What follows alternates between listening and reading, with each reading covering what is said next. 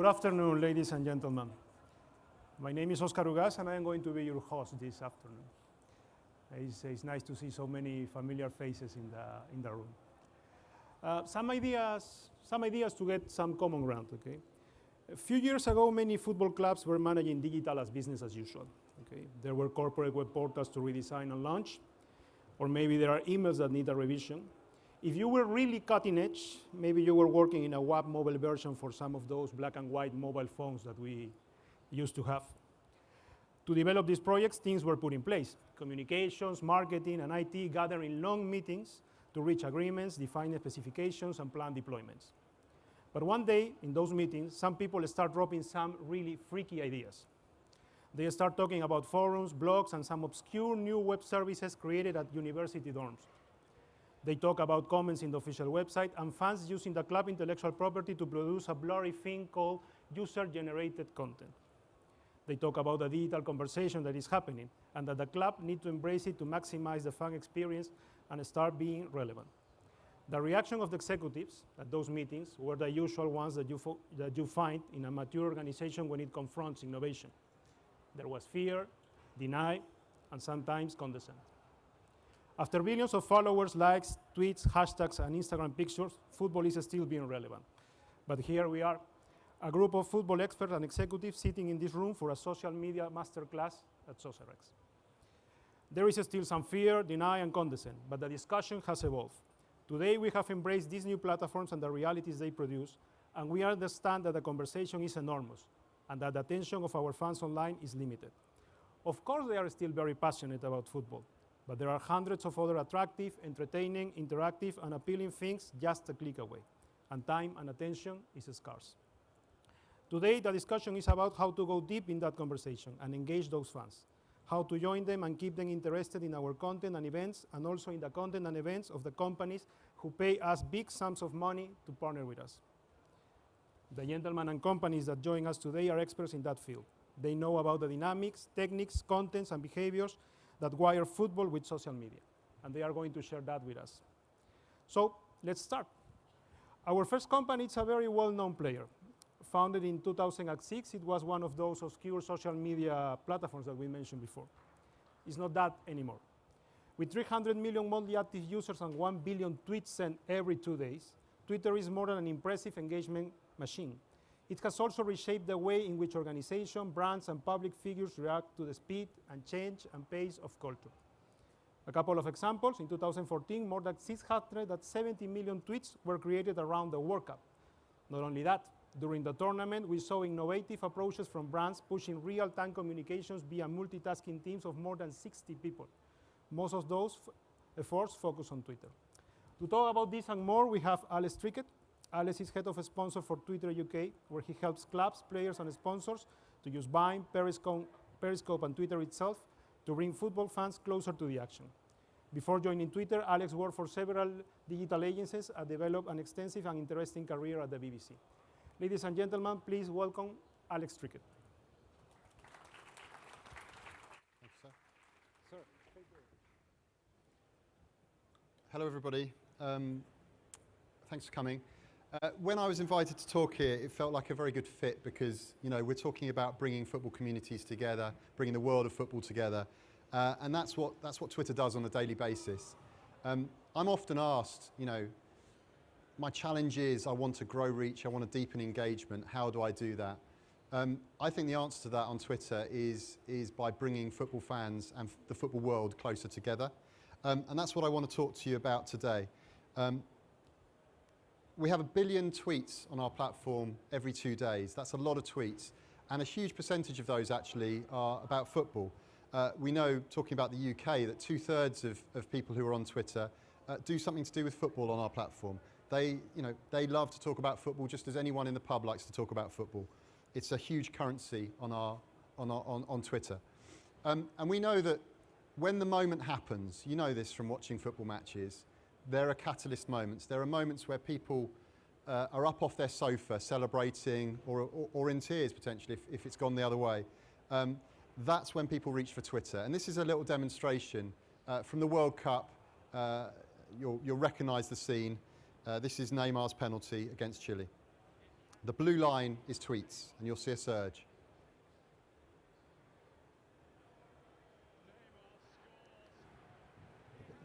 A bit more sound.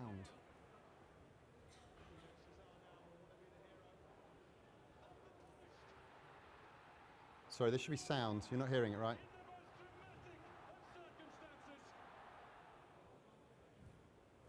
So you get the idea. You know, when those moments happen, Brazil scoring the penalty that puts the pressure on Chile, Chile missing the penalty that puts them out of the World Cup, the conversation spikes on Twitter. And I guess, you know, what I'm here to talk to you about is how do you take advantage of those moments? Here it is, 81% of users say that they tweet or follow tweets while watching sport on TV. TV and sport go really well together. TV, sport and Twitter go even better together.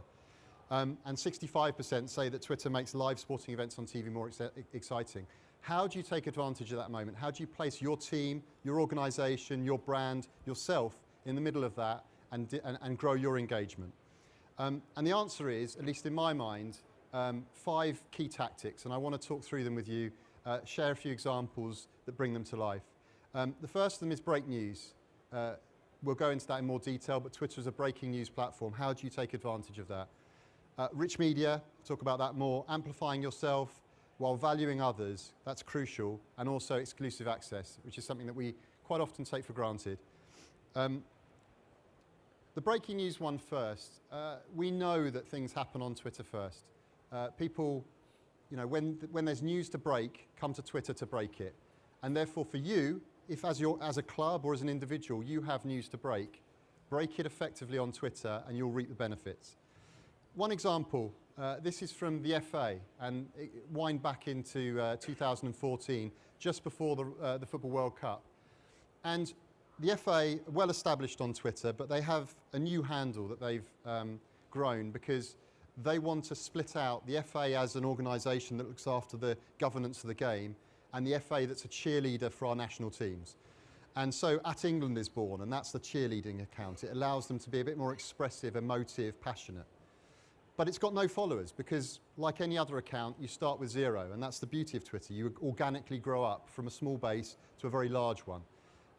The FA faced a challenge going into that World Cup. Look, we've got At England, it's got no followers. How do we do something about that quickly? And the answer for them, as for many, is break news well. And what news do people care about most going into a Football World Cup? Who's on the plane to Rio? They broke that news exclusively first on Twitter, and they got a good pickup from it. But by breaking it in a creative way, by breaking it with, you know, the pen picks of all the players, and also that call to action to follow us on at England to get the next updates, they also ensured that all the live blogs at that moment, all the newspapers, the broadcasters, of course there's only one thing they're talking about as well. They're talking about the breaking squad announcement. They've got a choice. Either we go and make our own graphic and we tell the story that way, or we use this one. It comes from the official source, it's ready to go. In this case, they use this one, they syndicate. So if you create news in a powerful way, in a visual way, you increase your chance of syndication, and that increases your reach. It's also about being powerful off Twitter as well as on Twitter. You know, you could be the best club in the world at doing stuff on Twitter. That doesn't count for much if no one's following you on Twitter, and if no one, you know, if your fans don't know that you're there. And this example, Man United, who are, you know, fast catching up to Arsenal and Chelsea, and you know, right at the forefront in terms of followers on Twitter. They were the last to join Twitter, and they realised early that the way we catch up, and it's hard to catch up, but the way they catch up is by breaking news. So they broke news of Juan Mata signing, but then they restate that in the press conference. You know, you see that hoarding underneath that says, look, if you're watching this, the next update, follow us at Man United. And if you're Spanish speaking, we've got you covered too, at Man United_ES. So you need to spell out, you need to tell people. You don't need to leave them guessing. You want to tell them where to find you. That's the breaking news bit. There's also such a thing as creating news and creating nice news stories, and that's done really effectively on Twitter because of its public, open, distributed nature. I just want to share this example. It's an oldie but a goodie. This guy, Rick Wee, you know, until a year and a bit ago, no one knew him. He was an Everton fan from Malaysia, just like many other fans from Everton dispersed around the world. Now, he'd never been to a game. He was really excited. Look, this is my moment. I'm going to go and watch Everton for the very first time. Flew over. As you can see, he got to the ground pretty early. There's not many other people there when he sent that tweet. He's eager. However, the next tweet told a different story. If you can't read it, it says game called off. It was the only game that season that Everton had to move because of the weather. And that could have been the end of it, right? A sad fan anecdote, like many others through the years. Except, as you can tell, there's space for a further update in this story. And what happened was that Everton, they were joined up. They spotted this because they were watching their feeds, they were watching the conversation about their club. And they thought, well, let's do something about this. And they tweeted Rick Wee before he left the stadium, and they brought him back, and they introduced him to Martinez, the manager, Leighton Baines, the star player, and they gave him a money-can't-buy experience that, frankly, was better than seeing a game. And the beauty of that is that Rick Wee, as you can see in that photo, was a deliriously happy chappie. Better than that for Everton, the following day, Rick Wee came back and spent the whole day talking to the world's media about what a great fans club Everton are. So they'd created for themselves a lovely news story just by being alert and joined up between their digital and marketing teams. And these things will happen every day around sports clubs. It's about identifying the right opportunity and taking advantage. Another one, very quickly, that happened just after the general election result was known. And this was the Norwich versus Ipswich playoff semi-final match. Massive match for East Anglia, it doesn't get bigger. And one fan watching, an Ipswich fan, punched the ceiling in delight when Ipswich equalised in that first game. And then he tweeted about it. And he didn't think anything of it, he just tweeted about it, and he included the goal scorer, Anderson. And he said, look, I lost my head, and this is the result. Broken hand, broken ceiling. Goal scorer Paul Anderson, he didn't need to, but he saw this and he thought, well, look, this is quite sweet. And he replied and said, look, I'll take care of it, mate. Tell me what the damage is, I'll pay. And then this conversation spiraled. The fan said, don't be silly, you deserve your bonus, etc., etc. I don't know how it played out. I don't know who paid for the repairs, but what I do know is that the next day, on the BBC website, most trending story was that story of a fan and a player having an innocent and honest conversation on Twitter. Number 2 story, who's in the new cabinet? This is within 36 hours of a new government being set up. We care about Ipswich versus Norwich. We care about these people. So that's the news angle. There's loads more to it, but that gives you a snapshot. I now want to talk to you about rich media. There was a time we set up in 2006, as Oscar pointed out. There was a time when Twitter was 140 characters, and it was really that. It was text. But now it's so much more than that. And it's more than that because there's opportunities to add media into every tweet. And we know this is effective. So if you add a photo into a tweet, we know that in the sports world, that gives you a 50% uplift in engagement. People want to see what you see. They want to be there. I don't want to talk too much about photos because I think you guys get that. They've been around for a long time. I do want to talk to you about the different ways that you can engage using video, because there are four main types on Twitter. And we know that 82% of people on Twitter engage using video. So it's a rich and fertile opportunity. The first area is Vine. It's been around a while. It's owned by Twitter. 6-second looping video, really effective for capturing that moment, that thing that people can scarcely believe that they want to see again. A few examples. The first one recently from Man City when they unveiled Raheem Sterling as their new signing. They could have just said, look, this is his number. It's standard, that's what people do. But actually they decided to show it in the press of a shirt. And Man United had done this before.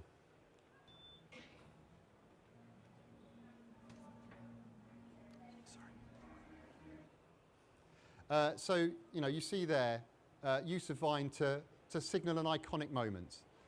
The second one, it's a kit launch, which is always a big moment for fans and for clubs and for the commercial entities around the club. I like this one from French national rugby team, using the sort of cutaway stop motion that Vine gives you.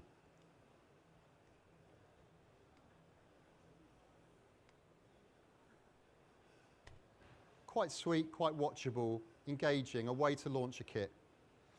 And the third one, it's just celebration. We all want to be in the room when our team wins a title. Vine can put you there. And this is Chelsea having won the league.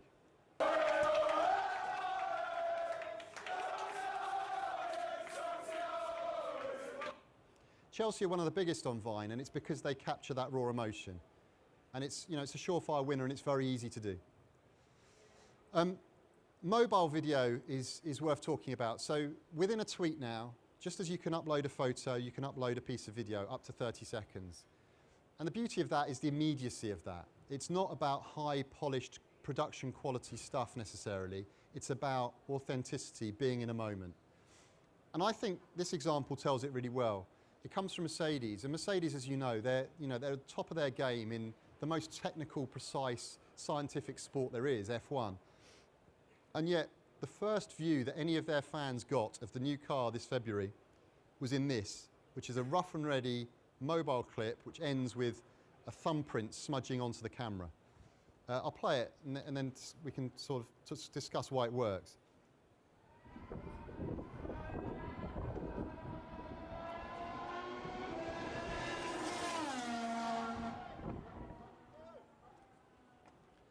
I like the futile dash after a 150-mile-an-hour car, only going to end one way.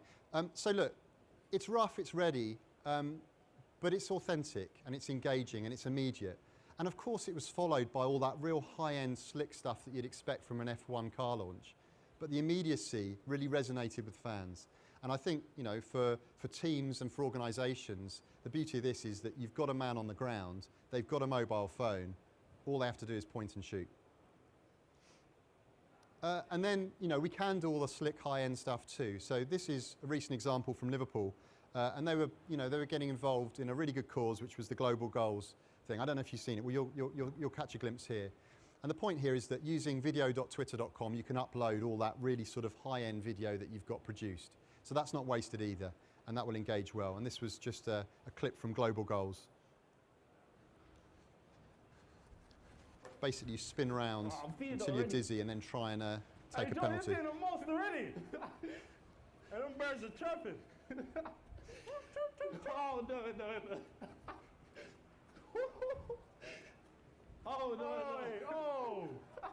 Uh-oh.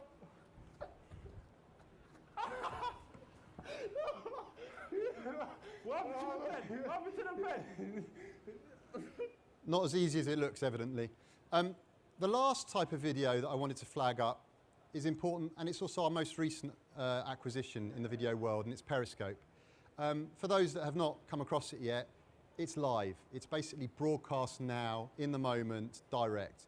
And a bit like, the mobile video, it's rough and it's ready and it's raw and it's immediate. So don't think about production style linear TV. This is not the BBC production values applied into broadcast necessarily. What it is I've got something to say right now. I'm somewhere that you'll be interested in. Here it is. And with an additional layer to it, which I think is really powerful, which is the two-way conversation. Because as you'll see from this example, all the while you talk, people comment. And they may ask questions, and you may answer them. But they may also give you direction. They might be saying, look, you're pointing the camera over there, but what I'm really interested in is over here. And that changes the way that we think about broadcast, because broadcast isn't just we make a director's decision and you put up with it and you enjoy it. This becomes something very different, and it can be really powerful around sport. So this is Federer doing the first ever Periscope from Wimbledon's account. A little excerpt from this. We're at Wimbledon here, doing a Periscope from the ball boy and ball girl area, the new one that just opened up. And we're going to walk over to center court with CEO of Wimbledon, Richard Lewis. Hi, everybody. And hey, Leighton. I'm filming for Periscope. Let's see a big serve. There he goes. Is that an ace? There you go. And he went on to take some questions when he got to centre court. And one of those questions was, how's the grass looking? Rather than just telling people what the grass is doing, he picked up his phone and he put it on the ground and he showed people the grass. It's that immediacy and power that people have really embraced on Periscope. A couple of other examples, just to give you more of a flavour. Southampton, they adopted it within a week of it launching. And they thought, well, what's the perspective that fans want that they don't normally get? They want to be in the tunnel with the players, right? And that's what they did ahead of a Premier League match.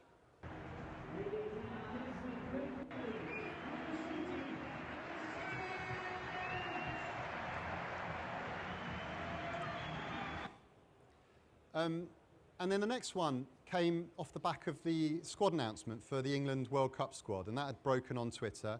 But they reinforced it very soon afterwards with this brilliant, I think, and authentic and engaging Periscope from Rowntree, one of the top coaches there.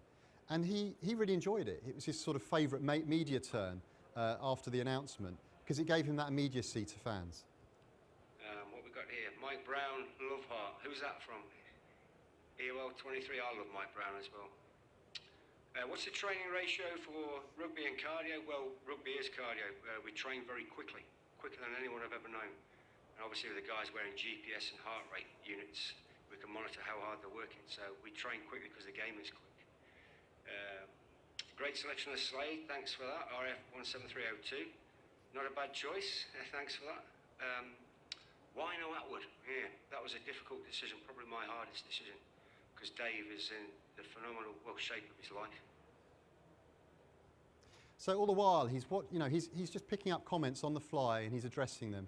Some of them a bit more jokey, some of them dead serious. Someone commented on his cauliflower ears at one point, and he had a nice bit of banter about that. Serious questions about why not selecting this player. Given a lot of consideration to that, he gets a chance to be transparent, to be open. And the last thing I wanted to point out on Periscope, but it applies to all of these video platforms really, is the power of personality, because that will shine through. If you're thinking about who to put on Periscope, think about those people who have a flair for presenting and an openness.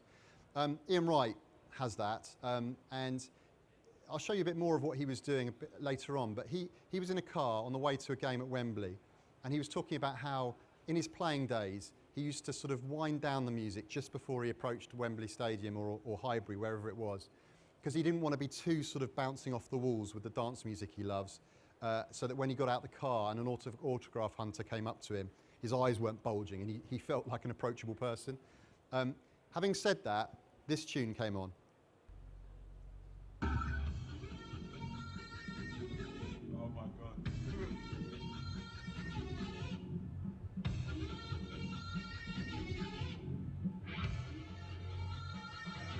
Look at the volume.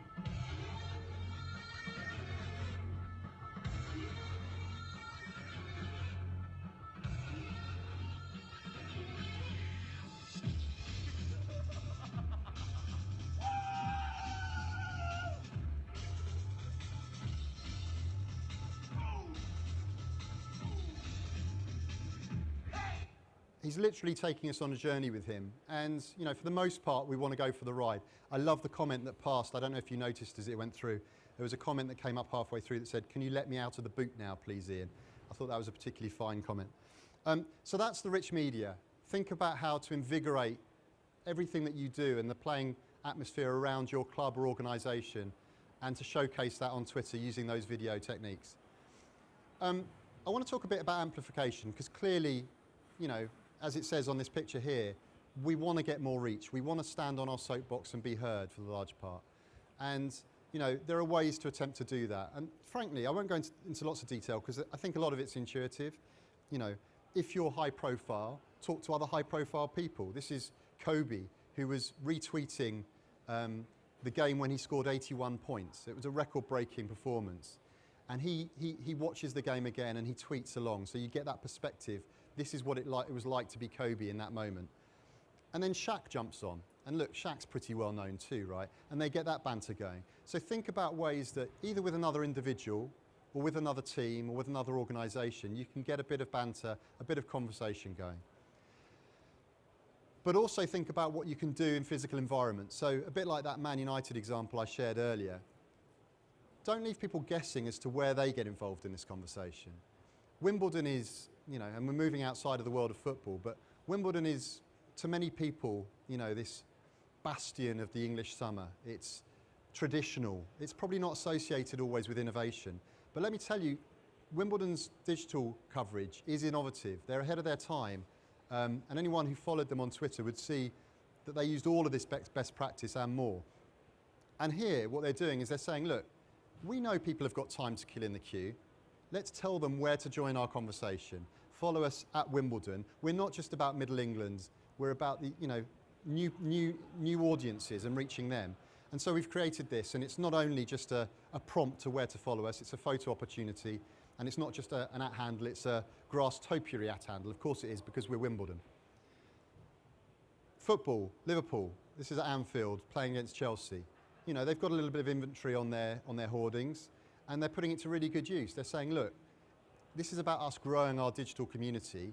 Are you on Twitter yet? No? Follow us at LFC. Clear call to action to drive people to where you want the conversation to be.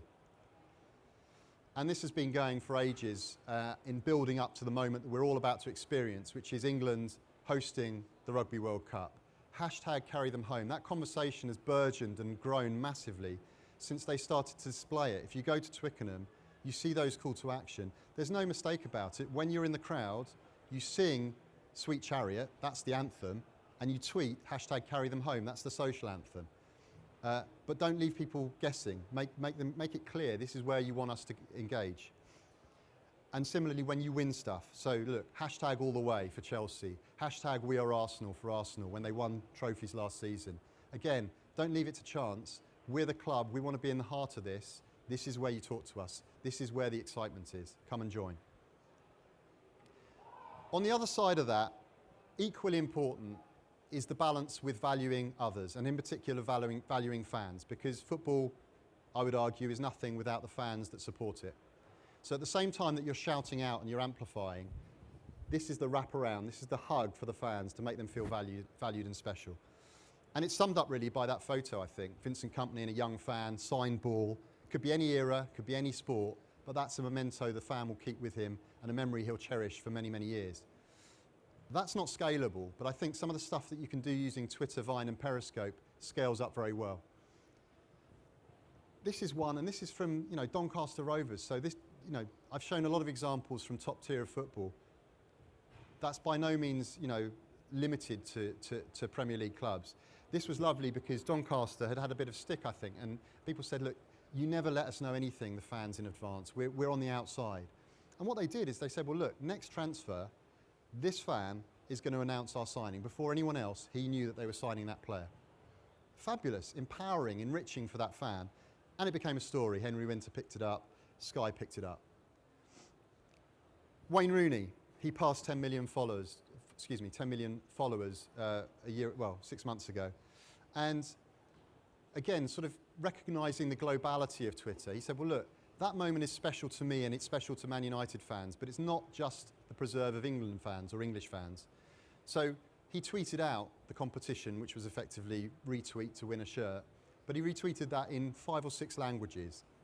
And notably, the bottom language, Indonesian, got the same engagement that the English tweet got. So think about how you globalise in what you do on Twitter, if that's relevant to you. And also think about votes. If you're talking about empowering fans and bringing them closer to the sport they love, give them control. In this case, BBC Match of the Day. Who do you think was man of the match? It's as simple as that. Vote, BBC Gerrard, BBC Barrett, BBC Rig. We're curating this, we're at the heart of it, but we're giving you the power to make the decision. And that works really well as a broadcast mechanism, but it also works really well as an iconic physical emblem. And this was lovely from Football League around the Capital One Cup final. Arsenal were playing Tottenham. Sorry, I'll rewind. Chelsea were playing Tottenham. And the call to action was, look, we've got this iconic arch. We have the power to light it up. We're going to light it up based on your vote. Who do you want to win? Hashtag Spurs at Wembley. Hashtag Chelsea at Wembley. The votes came flooding in. 500,000 votes and 51-49% split, which actually went last minute the other way, and Spurs own the arch. Now, it was the only thing they owned that weekend, but they were proud of that, and rightly so. They'd driven a massive fan involvement around a massive pivotal moment in the sporting calendar. And the last area I want to talk about is exclusive access. And as I said at the start, we sometimes take this for granted. We in the sports industry, we in the football industry have access to things that many fans would give anything for. So how do you showcase that? How do you make it real on a daily basis? I love this example. It's a strange one, but I love it from Turkey, from Fenerbahce, because even though I'm not in the stadium, this single tweet makes me feel like I'm part of the stadium. It's the team announcement, but done in a special Turkish flair way. Numara Raus. 7 numara Musa. 11 numara Dik. You get the idea. Other ways to do this, to bring that exclusivity. I loved what the FA did around the England women's team in their highly successful World Cup campaign this summer. And the players love this too. They basically took tweets sent to #Lionesses and put them on a flag that went with the team, on the coach and into the dressing room ahead of every match they played. The players genuinely loved it because it made them feel like they were connected to home, and the fans loved it because it made them feel like they were there. And you know, even the coach, Mark Sampson, is talking in powerful ways about it. It helps to drive the spirit of the community. Take that a step further, and what Arsenal did for the FA Cup final, I think, was really powerful. Their call to action was, you know, get involved ahead of our #WeAreArsenal Cup run. Send us your tweets, and we're going to immortalise a few of those on special FA Cup shirts and in dedications on video from 5 talismanic players. And it looked like this, but it was a great, great gift to fans.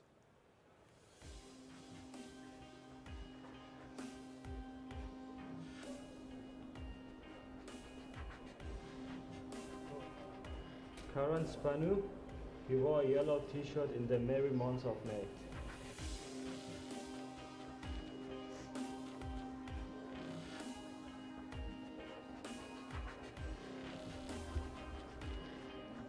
Hey Karen, thanks for your message. Let's win the cup. Ja? Ganas, ja. Yo.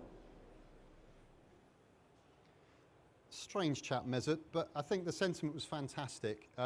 It was really well delivered, and what the proof of that almost was a week later when that shirt rocked up at the home of Karen Spanu, who won the competition.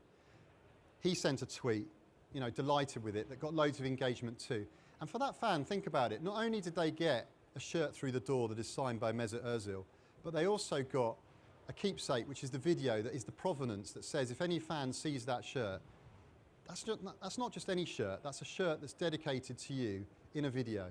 And that's powerful stuff. And it's quite easy to deliver. Similarly, and getting back into the rugby theme, this was incredibly simple and incredibly effective from Wales Rugby. The last words that the team, you know, the beloved Welsh rugby team, hears before a match, they don't come from the coach, they don't come from the captain, they come from one fan selected via #finalword and immortalised at the entrance to the stadium, at the end of the player tunnel. And I know anecdotally that they offered that with 2 tickets to the Wales match at which it was displayed. And you know, Wales fans are, you know, rabid in their enthusiasm for their team. But those tickets were as nothing compared to the iconic status of being immortalised in the tunnel. And that, what, you know, 35, 40 quid and a bit of time to curate #finalword. I think there's a power way beyond the value that you spend in terms of delivering that. And just a final sort of word on exclusive access from Germany, because I think they were incredibly effective at this during the World Cup. Not just the best team on the pitch, but also, in many ways, the best team on Twitter. And it's because they took the fans on the journey with them. On the plane, you know, the plane is not downtime now. There's Wi-Fi. And I'm not saying you need to turn on the Wi-Fi and engage with fans for the entirety of an 11-hour flight to Rio. But even if just for 20 minutes, symbolically, that takes the fans on the plane with them. And that's what they did on the way to Brazil. And then they captured those moments, you know, in the changing room with Angela Merkel. That two-way conversation, similar to the England Lionesses, so that when they won the World Cup, it was very natural that almost the first thing that any of them did was to send that tweet. We're in it together, we always have been. Exclusive access just for you fans. And so that's brave. You know, break news, rich media, amplify yourself, value others, and exclusive access. I think if you're to take 2 away just to think about how you can do more, think about those last 2. And I think they're summed up really well in the final 2-minute video I want to share with you from Ian Wright around One More Game, and it should explain itself.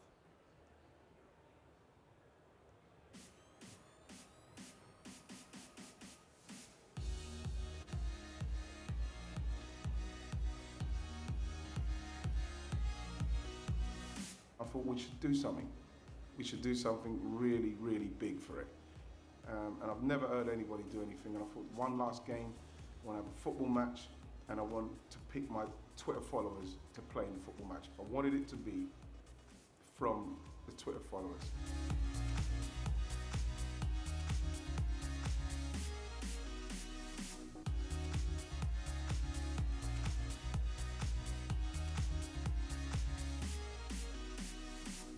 One more game. One more game. Cheers.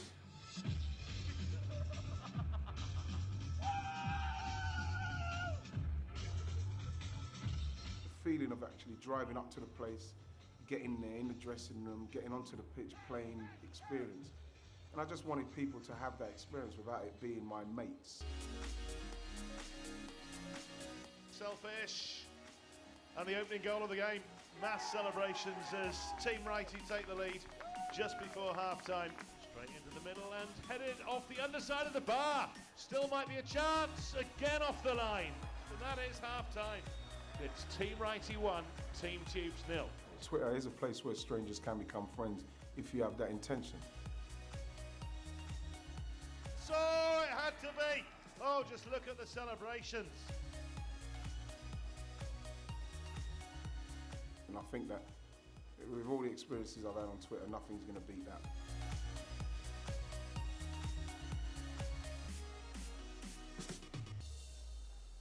So it's one more game, but it's not just any game. It's a game that brings fans closer together. And I think that's what Twitter does with the football world on a daily basis. This is me. Thank you very much. Thank you, Alex.